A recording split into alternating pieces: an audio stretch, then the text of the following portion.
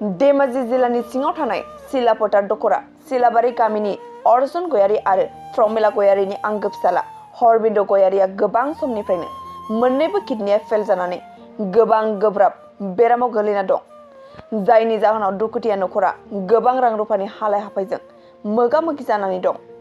दुखुथिया नखरा हरबिन्द गयारीनि बेरामाव नायनायाव 6 लाख रांसो खरसा जाबाय एबा रां खारबाय आरो दा 35 लाख रांनि गोनांथि जाबावदों। बेनिखायनो नखरनि बिमा बिफाया रायजो राजाफोरनिसिम बेराम नायनायाव एसे रांनि अनसुंथाइ मोननो थाखाय आखाइ खबजोबनाय। नैबे एकाउन्ट नाम्बाराव 3428435391 कड नाम्बार SPIN 0008506 रां अनसुंथाइ हरनो खावलायदों। हरबिन्द गयारीया किडनि बेरामनि गारनाय गोग्लैना दङ, नाथाय नायबाबो हामाखै।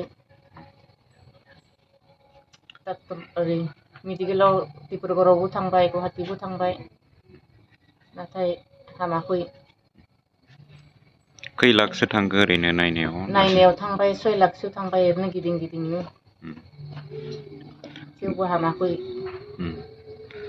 दा शर्मा डाक्टर आंदोनो ट्रेन्सफार खालामना ला, फैसा थाखानि प्रब्लेमा जों खालामनो हायाखै।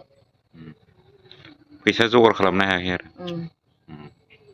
दा मा खालामनांगौ? अपारेसन खालामनांगौ नामा? अपारेसन खालामनांगौ।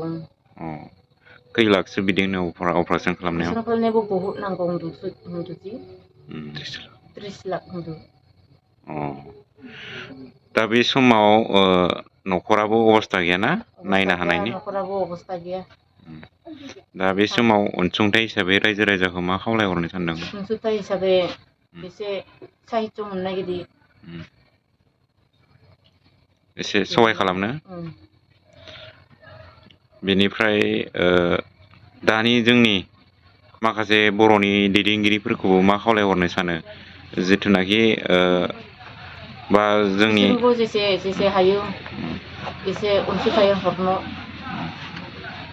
हरबा मोजां जागौमोन। गामिया मा मुं नोंसिना? जोंनि गामिया सिलाबालि गाव, धेमाजि सिङाव थानाय सिलाबालि गाव। दा होमबा बोसोरसे जाबायना? बोसोरसे जाबाय। मा बेराम होनदोंमोन? किडनिनि बेरामाव गोग्लैना दङ। किडनिनि बेरामाव। मानसिया दा माबायदि अबस्थायाव दङ? अबस्थायाथ' नै मोजाङानो नङा अबस्थाया। मानसिया ओरैनो बेरायनो थाबायनो हागोन ना हाया? एफा एफा हायो। हायो। दा होमब्लाबो देहाया बुहुद हालोद गाज्रि आरो दा? गाज्रि। बोसोरसे जासिगोन ना? बोसोरसे जासिगोन। गिबियावनो नोंथांमोननि चेनेलखौ फरायग्रोनानै लाबाय। खोथाया बेनो जाहैबायदि आंनि न' खाथिनिनो आं बे गथ'नि बिबाजै सोमोन्दो जाहैयो आरो। बे गथ'आ ओरैबायदि दा किडनियानो मोननैबो फेलार जानानै दं माने। बे गथ'नि मुङानो जाहैबाय हरबिन्द गयारी। ओरैबायदि मोजांमोन बे गथ'आ जोंनि नोजोराव, जों खाथिनि हिसाबै बिबाजै हिसाबै आं दा बुंदों आरो ओरैबायदि जों मालाबाबो माने बे गथ'खौ निसा जातिय बुस्थुखौनो जानाय नुफेरामोन। अब्लाबो माबायदि बेबायदि जाखो बे गथ'नि देहाया जों हमनानैनो मोनदिया माने। दा ओरैबायदि हालोदाव गोलैनानै दङ, जों ओरैबायदि नायबोबाय, जोंबो सहाय खालामबोबाय, डिब्रुगड़आव लांलाय, गुवाहाटीयाव लांलाय, ओरैबायदि नायबाय, न'नि सम्पति फाननानैबाबो नायबोबाय, अब्लाबो बे गथ'नि देहाया दिनैसिम मोजाङाव फैयाखै।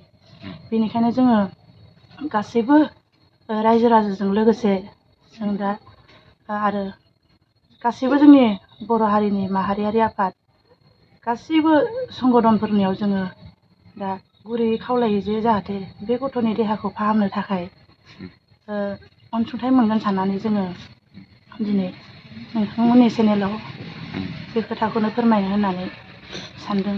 30 लाखसो थांगोन होननाय खोनादों, जिथुनाखि डक्टरा बुंनाय बायदिब्ला, न'खरनिया फोरमायनाय बायदिब्ला। जों दा खोनानाय मथेबा 35 लाखसो नांगोन होननानै बुंदों आरो। 35 लाख? दाथ' थांनाया 6 लाखनिबो बारा खारबाय, अब्लाबो दा मोजां जायाखै। हिसाब खालामनो थाङोबाथ' जोंनि हिसाबाव दा बारासो थांदों आरो। मानो होनोब्ला जों दा डिब्रुगड़आव सप्तायावनो 3 गाहाम लांनो गोनां जाहैयो, माने सानसेनि बाद सानसे डायलाइसिस खालामनो लांगासिनो थायो। अब्लाबो मोजां जायाखै। दा ओरैबायदि हालोदाव गोलैनानै दङ माने बिराद दुरबलाव जानानै दं आरो गथ'आ। बेनिखायनो जोङो हायोब्ला गासिबो आफादनाव जोङो गुरैयै खावलायनाय जे गासिबो जि हायो गरनैसो बे गथ'नि थाखाय देहाखौ फाहामनो थाखाय गासिबो अननानै हरथों होननानै जोङो फरायसा आफादाव बिबान दं होननाय खोनादोंमोन। बिबान दङ ओं। लेङाइ नेहाथारिमोन नामाथाय बे गथ'आ। बिबान दङ फरायसा आफादावबो। न'खरनि हालोदा माबायदि जिथुनाखि न'खरनि हालोदाथ' दङमोन एसे हा गावनि मावनानै जानो आन्था। दा बेफोरखौबो माखासे फाननाय बायदियानो जाबाय। फिसाला सासेल' नायल' जाल'। साथाम बिदा फंबायनि बिथोराव बिस्राल' न'खरावल' सासेल' फिसाज्लामोन। अनगायै गासै फिसाजो गोजा। बेनिखायनो जों बे गथ'खौ जोबोद हास्थायदोंमोन बे गथ'नि देहाखौ मोजाङै फोथांनानै लाखिनो हायोब्ला मोजां जागोन होननानै। बेखौनो बुंनानै आं रायजो राजानिसिम गुरैयै खावलायनाय थाबाय। बाजाज बाइक लानो गोसो गुदुं सुबुंफोरनि थाखाय गाहाम खौरां। माग बिहु फोरबोआव लाबोदों क'क्राझार सहराव थानाय दावहारु अट' एजेन्सिया फैगौ 15, 16 आरो 17 जानुवारियाव माग बिहु अफार्स आरो लोगोसे मेगालन आरो एक्सचेन्ज मेला होगासिनो दं। बायगिरि बिथांमोना एसेल' बिबांनि रां होग्रोनानै गाव गावनि लुबैनाय बाइकखौ बायनो हागोन। दावहारु अट' एजेन्सिया बायगिरि बिथांमोननो लवेस्ट डाउन पेमेन्ट होनानै बाइक लानो हागोन। नोंथांमोना क'क्राझार सहराव थानाय दावहारु अट' एजेन्सि श'रुमजों लोगोसे कारिगाव फेस्टिभ आउटलेट आरो दतमा फेस्टिभ आउटलेट आरो बडगाव फेस्टिभ आउटलेट ब्रान्च श'रुमावबो होबाय थानाय माग बिहु अफार्स आरो लोगोसे मेगालन आरो एक्सचेन्ज मेलायाव फैनानै नोंथांनि लुबैनाय बाजाजनि बाइकखौ लांफैनो हागोन। बाजाजनि बाइक सालायनो मोजां मोनग्रा रायजो राजाफोरनो दावहारु अट' एजेन्सि श'रुमा लोगोसे मोजां अफारफोरबो लाबोदों। बेफोरनो जाबाय 5 लिटार पेट्रल फ्रि, गंनै हेलमेट फ्रि, बाइक बायगिरिफोरनो फ्रि एसेसरी गिफ्ट हरनाय जागोन आरो एक्सचेन्ज खाबुआबो एभेलेबेल जागोन। मोजां खाबुबो होबावदों। 500 रां होग्रोनानै गोसोबायदि बाइकखौ आवग्रिना दोननो हागोन। आबुङै मिथिबावनो थाखाय 6003 99187 8822 018193 जानबुं नाम्बाराव खौरां लाहरनो हागोन।